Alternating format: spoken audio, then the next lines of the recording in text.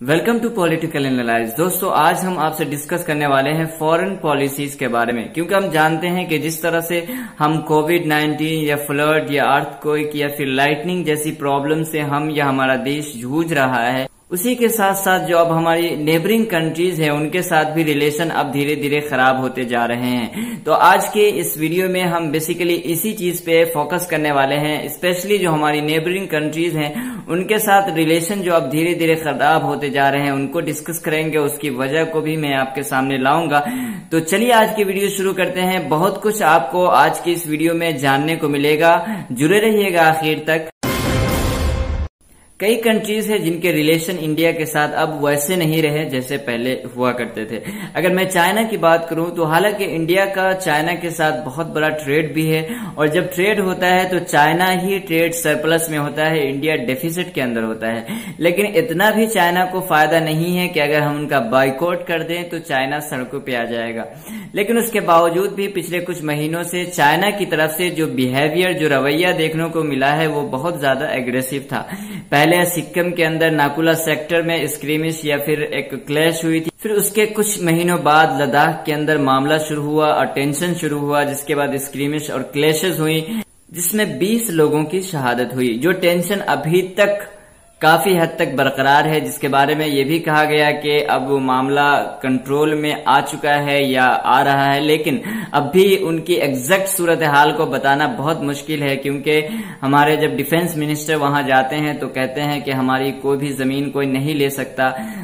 तो इस तरह की जो स्टेटमेंट है, शायद अभी भी हालात बहुत हद तक कंट्रोल में नहीं है या बिल्कुल सही नहीं हुए हैं। राफेल को बहुत जल्द वहां डिप्लॉय करना, इन तमाम चीजों से अभी एग्जैक्ट सूरत हाल बताना कि हालात ठीक हो चुके हैं थोड़ा जल्दी होगा। अगर वजह की बात की जाएगी तो दो बातें बेसिकली इस बारे में कही जाती है। पहली बात तो इंडिया रोड कंस्ट्रक्ट कर रहा था, जिसको लेकर के चाइना जिसको अपोज करता है। पहले अरुणाचल प्रदेश में इंडिया ने एक रोड कंस्ट्रक्ट किया था जो बिल्कुल इंडियन टेरिटरी के अंदर वाक़ है, उसके बाद भी चाइना उसको अपोज करता था, और जिसके गुस्से की वजह से सिक्किम के अंदर वो एक क्लैश हुई थी। फिर उसके बाद इस एरिया में भी, यानी जहां पे अभी टेंशन चल रही है उसके आसपास भी रोड कंस्ट्रक्शन का काम चल रहा था, जिसको स्ट्रांगली अपोज करता है चाइना, जिसकी वजह से ये क्लैशेस हुई है, ये भी कहा जाता है। दूसरी बात, जो एक्सपर्ट्स का मानना है कि दफा 370 को लेकर के भी चाइना बहुत नाराज है। कश्मीर से उसको कोई लेना देना नहीं,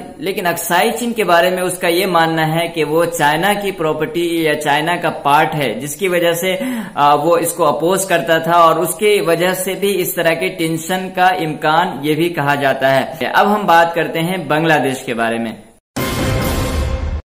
अगर बांग्लादेश की बात करेंगे तो बांग्लादेश से भी रिलेशन अब वैसे नहीं रहे जैसे पहले हुआ करते थे। काफी हद तक पिछले कुछ सालों में नीचे गिरा है। उसकी सबसे बड़ी वजह सीए-एनआरसी हो सकती है, क्योंकि सीए के अंदर एक एलिगेशन भी था बांग्लादेश के ऊपर कि वहां रिलीजन के हवाले से प्रोसिक्यूशन होता है, क्योंकि उनमें उन्हीं लोगों को सिटीजनशिप दी जाएगी जो रिलीजन के हवाले से प्रोसिक्यूटेड हो, जिसका बार बार सीए के अंदर तस्करा किया गया, जिसको वहां की गवर्नमेंट ने नोटिस किया, और इस पर काफी हद तक वो लोग कंसर्न थे, और जिसके बाद वहां के मिनिस्टर्स ने काफी दौरे भी कैंसिल किए। अब चाइना ने 97% प्रोडक्ट के अंदर टैरिफ फ्री कर दिया है, जिसका एक बहुत बड़ा एडवांटेजेस उनको मिलेगा, यानी बांग्लादेश की सरकार वहां के लोगों को मिलेगा, जो ऑफकोर्स उनके लिए एक अच्छी खबर हो सकती है। लेकिन ये उस वक्त सिर्फ चाइना और बांग्लादेश के बीच में एक बात थी, लेकिन यहाँ की मीडिया ने उसको इस तरह से रिपोर्टिंग की जो यकीनन उन लोगों के लिए एक अच्छी बात नहीं, यानी कि इसको चैरिटी या फिर इसको खैराती जैसे अल्फाज के जरिए से पुकारा गया, जिसके बाद वहां के फॉरेन मिनिस्टर्स तक ने ये बात कही कि ये नैरो माइंडसेट वगैरह जैसे अल्फाज इस्तेमाल करे, जो यकीनन एक अच्छी बात नहीं होगी। लेकिन हम जरूर सोचेंगे कि क्या हमने ही वो मौका तो नहीं दिया है कि वो बोले इस तरह से।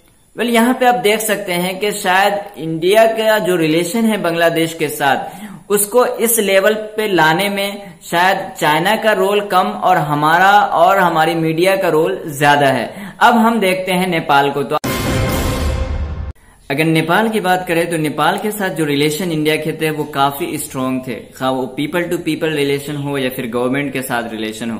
लेकिन पिछले कुछ सालों में कुछ अनबन देखने को मिली है। लेकिन अगर पिछले कुछ महीनों की बात करें तो इसमें काफी हद तक दरार अब देखने को मिल रहा है। ये रिलेशन जो है बहुत ज्यादा खराब उस वक्त देखने को मिला जब इंडिया ने एक रोड कंस्ट्रक्ट किया था, कैलाश मानसरोवर रोड, जो नेपाल के हिसाब से एक डिस्प्यूटेड टेरिटरी में था, जिस पर नेपाल ने एक चिंता जताई और इसके खिलाफ प्रोटेस्ट किया। लेकिन इंडिया ने इन तमाम चीजों को ये कहकर खारिज कर दिया या रिजेक्ट कर दिया कि ये इंडिया की सरजमीन में दाखिल है और इसके लिए हमें किसी से भी मशवरा लेने की जरूरत नहीं है। उसके बाद नेपाल की तरफ से काफी हद तक एंटी इंडिया स्टेटमेंट देखने को मिले। उन्होंने एक बिल भी पास किया जिसमें काफी सारी टेरिटरी को भी उन्होंने क्लेम किया। यहाँ पे एक्सपर्ट्स का मानना है कि जिस वक्त नेपाल ने इसको लेकर के चिंता जताई थी और इसके खिलाफ प्रोटेस्ट किया था, वहां पर निगोशिएशन से, म्यूचुअल डिस्कशन से इस मसले को हल किया जाता तो शायद ज्यादा बेहतर था। लेकिन इंडिया ने डायरेक्टली इसको रिजेक्ट कर दिया, जिसकी वजह से उनको मौका मिल गया और उसके बाद फिर वो बार बार एंटी इंडिया स्टेटमेंट देने लगे। फिर उसके बाद यहाँ की जो गोदी मीडिया है या यहाँ की जो मीडिया है उसने भी इस पे फ्यूल ऑन फायर का काम किया, जब उन्होंने केपी ओली और उनकी जो चाइना की जो एम्बेसडर है उनके हवाले से भी अजीब अजीब तरह की बातें शुरू की। फिर उसके बाद इंडियन मीडिया को नेपाल में बैन कर दिया गया और इसके लिए भी उनके पास एक रीजन थी जो यहाँ की मीडिया ने ही उनको प्रोवाइड किया था, जो ऑफ कोर्स एक बहुत बड़ा सेटबैक था और ये पीपल टू पीपल जो रिलेशन है उसके ऊपर भी बहुत बड़ा असर इससे पड़ेगा। तो ओवरऑल जो नेपाल के साथ रिलेशन है वो काफी हद तक अब खराब हो चुके हैं। याद रखें कि नेपाल इंडिया के लिए काफी एतबार से बहुत इम्पोर्टेंट है। नेपाल के शहरी यानी नेपाल के जो सिटीजन हैं वो बहुत सारे लोग, हजारों की तादाद में इंडियन आर्मी में काम करते हैं जो वहां के गोरखे हैं, और उनकी जो लोकेशन है वो भी बहुत इम्पोर्टेंट है। स्पेशली जब चाइना की बात आती है तो नेपाल की जो लोकेशन है वो बहुत इम्पोर्टेंट हो जाती है इंडिया के लिए। अब हम बात करते हैं श्रीलंका के बारे में। अगर श्रीलंका की बात करें तो श्रीलंका ने भी अब इंडिया को 2 प्रोजेक्ट से अलग कर दिया है, अलहदा कर दिया है। पहला जो है वो मटाला एयरपोर्ट, जिसके अंदर इंडिया ने अपना स्टेक खरीदने का इरादा किया था और उसमें डील भी हुई थी। इसी तरह से कोम्बो पोर्ट के अंदर। अगर मैं इसको रीजंस की बात करूं, रीजन से पहले थोड़ा आइए हम इसको डील को थोड़ा डीपली समझते हैं। आप जानते हैं कि हम्बनटोटा पोर्ट, जिसको चाइना ने श्रीलंका से 99 ईयर्स के लिए लीज पे ले लिया है, जो ऑफ कोर्स इंडिया के लिए एक बहुत बुरी खबर थी। जिसके बाद इंडिया ने यह फैसला किया कि वहां का मटाला एयरपोर्ट, जिसपे श्रीलंका ने बहुत ज्यादा खर्च किया था लेकिन उस हिसाब से उन्हें इनकम जनरेट नहीं हुआ, तो उसकी तलाफी के लिए इंडिया ने यह कहा कि हम आपके इसको खरीद लेंगे, यानी इसमें से 70% स्टेक को हम खरीद लेंगे। इसी तरह कोम्बो पोर्ट को इंडिया और जापान 49% के आसपास उसमें भी स्टेक खरीद लेगा, जो ऑफ कोर्स चाइना के पर्सपेक्टिव से एक अच्छी खबर नहीं थी, लेकिन इन दोनों के जरिए से चाइना को काउंटर किया जा सकता। अगर चाइना हम्बनटोटा पोर्ट पे कोई भी नेवी की एक्सरसाइज करता है, लेकिन इन दोनों प्रोजेक्ट से इंडिया को अब श्रीलंका ने ऑलमोस्ट खारिज कर दिया है। जो वजह बताई जा रही है उसके अंदर पहली बात तो ये जो आपको पढ़ने को मिलेगा कि वहां के लोग इस चीज से खुश नहीं है। खा वो मटाला एयरपोर्ट हो या इसी तरह से कोम्बो पोर्ट हो, इन दोनों से लोग खुश नहीं है क्योंकि इससे पहले ऑलरेडी वहां बहुत सारी चीज बिक चुकी है, बहुत मकरूज है। दूसरी चीज ये भी कही जाती है, जब कोविड-19 के बाद श्रीलंका ने इंडिया से कंसल्ट करा जो कर्ज है उसके फ्रीज के हवाले से, तो प्रॉपरली उनको आंसर नहीं किया गया, जिसके बाद वो चाइना को कंसल्ट किया और चाइना मौका का फायदा उठाते हुए बहुत अच्छी तरह से इसको रिस्पॉन्स किया, जिसका भी ये नुकसान हो सकता है। अगर ईरान की बात करें तो ईरान भी इंडिया का पड़ोसी की तरह ही एक मुल्क रहा है और काफी फ्रेंडली और इंडिया का दोस्त रहा है, लेकिन पिछले कुछ सालों में जो रिलेशन है इंडिया के ईरान के साथ वो काफी हद तक नीचे की तरफ गए हैं। इसकी जो सबसे बड़ी वजह है वो यूएसए का इन्फ्लुएंस है। यूएसए के ही कहने पर इंडिया ने उससे तेल खरीदने बंद किए, जिसके बाद रिलेशन धीरे धीरे खराब होते गए और आपने देखा कि काफी मर्तबा ईरान की तरफ से इंडिया के खिलाफ आवाज भी उठाई गई। अब ईरान ने इंडिया को कई प्रोजेक्ट से अलहदा कर दिया है, खारिज कर दिया है। उसमें रेलवे प्रोजेक्ट जो चाबहार से ही रिलेटेड था, इसी तरह से गैस पाइपलाइन का प्रोजेक्ट भी अब यहाँ की कंपनी को नहीं दिया जाएगा। एक्सपर्ट्स का मानना है कि यह फर्स्ट स्टेप हो सकता है चाबहार पोर्ट से रिलेटेड इस तरह के डिसीजन लेने के बारे में। वहां की गवर्नमेंट की तरफ से इस तरह की कोई बात नहीं कही गई है कि इंडिया को चाबहार पोर्ट से खारिज कर दिया जाएगा, लेकिन बाज लोगों का ये कहना है कि इस तरह के डिसीजन मुस्तकबिल में यानी फ्यूचर में ईरान की तरफ से लिए जा सकते हैं। वेल ये बात अभी नहीं कही जा सकती, लेकिन अगर रिलेशन चाइना का इसी तरह से उसके से इम्प्रूव होता रहा और इंडिया से खराब होता रहा तो बहुत मुमकिन है कि इस तरह के डिसीजन भी आपको देखने को मिल सकते हैं। याद रखिए कि चाबहार पोर्ट इंडिया के लिए कई मायने में बहुत ज्यादा इंपॉर्टेंट है। इसी तरह अगर दूसरी कंट्री जैसे मलेशिया या इंडोनेशिया की बात करें, जो भी नेबरिंग कंट्री की तरह ही है और अच्छे रिलेशन रहे हैं, उसके साथ भी काफी हद तक अब वैसे नहीं रहे जैसे पहले हुआ करते थे।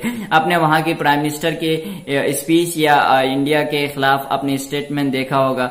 इसी तरह से अगर हमें अफगानिस्तान की बात करूं तो अफगानिस्तान की जो सरकार है अभी, अशरफ गनी की सरकार, जिससे अभी काफी बेहतर रिलेशन है इंडिया के साथ, लेकिन अमेरिका के जाने के बाद कितने दिन तक उनकी सरकार रहेगी ये बताना शायद बहुत मुश्किल है। तो यहाँ आपने देखा कि कई कंट्री के साथ जो हमारी नेबरिंग कंट्रीज हैं उसमें भी काफी हद तक या तो रिश्ते खराब हो चुके हैं या एक फॉर्मल सा रिलेशन है, जो एक नेबरिंग कंट्रीज के अंदर पड़ोसी ममालिक में होनी चाहिए उस तरह का रिलेशन अब नहीं है। कि इतने सारे पैसे जब विदेश यात्रा पे खर्च किए गए तो उसका कोई आउटकम आपको नहीं देखने को मिलेगा। यहाँ पे एक और इम्पोर्टेंट फैक्टर है जिसको हम आइए अगले पॉइंट में डिस्कस करते हैं। अगर यहाँ पे एक और चीज आप नोटिस करेंगे तो आप यहाँ देख सकते हैं कि वो तमाम तर कंट्रीज जिसका हमने आपके सामने तस्करा किया है, जैसे नेपाल या बांग्लादेश या उनके अलावा ईरान वगैरह, या वो कंट्री जिनका हमने तस्करा नहीं किया जैसे मालदीव है या फिर म्यांमार, इन तमाम कंट्रीज के अंदर जो चाइना का इन्फ्लुएंस है या फिर उनका जो इन्वेस्टमेंट है वो काफी बढ़ चुका है। यहाँ पे या तो वो तमाम कंट्रीज जो इंडिया के खिलाफ है वो या तो बाय इटसेल्फ है या चाइना के इन्फ्लुएंस में उनके कर्ज की वजह से उससे मुतासिर होकर के, ये दोनों चीजें जो है वो इंडिया पे एतराज करती है। अगर वो बाय इटसेल्फ इंडिया के खिलाफ है तो ये इंडिया की फॉरेन पॉलिसीज पे सवाल खड़ा करता है, और अगर वो चाइना के इन्फ्लुएंस में आकर के तो इस पे भी इंडिया पर एतराज होता है कि जिस वक्त चाइना इन्फ्लुएंस बढ़ाने में लगा था, जब वो स्टेक खरीदने में लगा था, तो उस वक्त इंडिया क्या कर रहा था। अब हम बात करते हैं अपने लास्ट पॉइंट के ऊपर जो सबसे ज्यादा इंपॉर्टेंट है, तो आइए देखते हैं। यहाँ एक बात आप कह सकते हैं कि इन तमाम कंट्रीज से गर्चे रिलेशन खराब हुए हैं, लेकिन अमेरिका से या यूके से इंडिया के रिलेशन अच्छे हो गए हैं। देखिए अगर अमेरिका की बात करेंगे तो आप जानते हैं कि कोविड-19 को लेकर के सिर्फ अमेरिका का ही नहीं बल्कि पूरी दुनिया का गुस्सा चाइना के हवाले से मौजूद था। यूएसए चाहता है कि उनको सबक सिखाया जाए। पहले ये काम उसे खुद करना पड़ता, लेकिन जब इंडिया और चाइना के दरमियान रिलेशन अच्छे नहीं रहे तो ऐसे में यूएसए जरूर चाहेगा कि चाइना को इंडिया के थ्रू लेसन या सबक सिखाया जाए। इसके कई फायदे हो सकते हैं यूएसए के हिसाब से।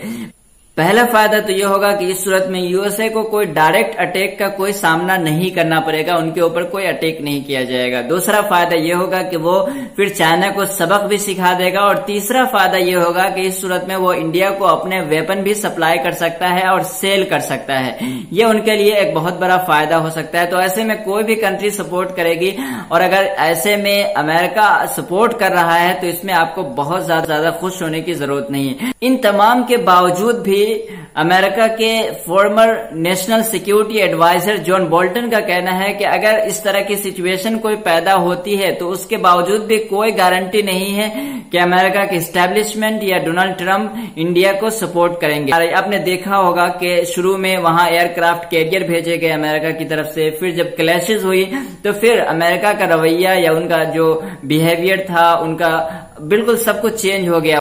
अब जो वहां के एस्टेब्लिशमेंट की तरफ से जो बात निकल कर सामने आ रही है, जिसको फॉरेन पॉलिसी नामी अखबार ने कवर किया, जो बहुत मशहूर अखबार है, जिसमें ये बात कही गई है कि अगर इंडिया काउंटर करना चाहता है चाइना को तो उन तमाम तर रिलेशन को जो रशिया के साथ है या जो डील हुई है उनको खत्म करना चाहिए। यानी वो तमाम तर जो डील हुई है उनको खत्म करे, और वो हथियार जो खरीदता है रशिया से वो अमेरिका से खरीदे। इसका बहुत बड़ा नुकसान होगा। इससे अमेरिका का तो फायदा है क्योंकि उनकी हथियार की सेलिंग यानी उनकी वेपन की सप्लाई हो जाएगी, लेकिन इंडिया का बहुत बड़ा नुकसान इस माना कर होगा कि रशिया खुले तौर पर चाइना को सपोर्ट करने लग सकता है, जो एक बहुत बड़ा प्रॉब्लम का बायस बन सकता है इंडिया के लिए। तो ये वो चीजें हैं जो आपको समझने की जरूरत है अगर आप बहुत ज्यादा खुश हैं अमेरिका के सपोर्ट को लेकर के।